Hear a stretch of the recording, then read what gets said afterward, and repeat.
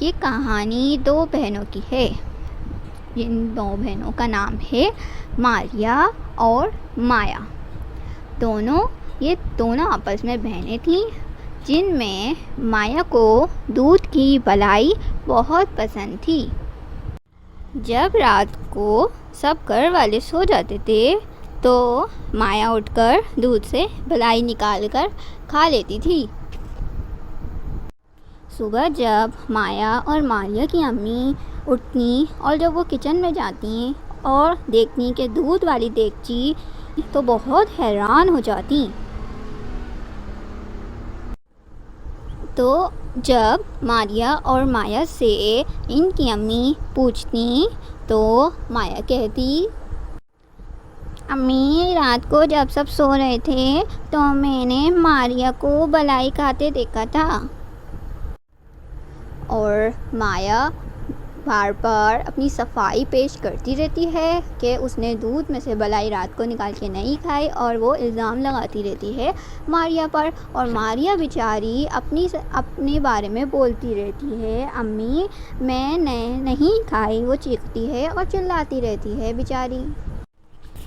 اسی طرح ایک مرتبہ ماریا کو اس کی امی سے مار بھی پڑ گئی اور امی یہ سب دیکھ کر بہت پریشان تھیں کہ میں پٹائی غلط تو نہیں کر رہی. اس وجہ سے انہوں نے اس پریشانی کے عالم میں انہوں نے اپنے دماغ میں ایک ترکیب سوچی. وہ ایک ترکیب یہ تھی کہ امی نے چپکے سے دودھ والی دیگچی میں روئیاں ڈال دیں.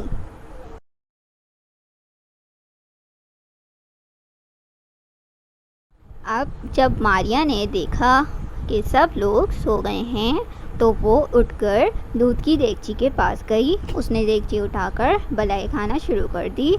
تو پھر کیا ہوا، روئی بھی اس نے بلائی سمجھ کر منہ میں ڈال لی. جیسے ہی روئی اس کے دانتوں میں پھنسی تو اس نے چیخنا شروع کر دیا. اب مایا کی چیخیں سن کر سب گھر والے اٹھ گئے. سب سمجھ گئے کہ آخرکار بلائی دودھ کی کھاتا کون ہے.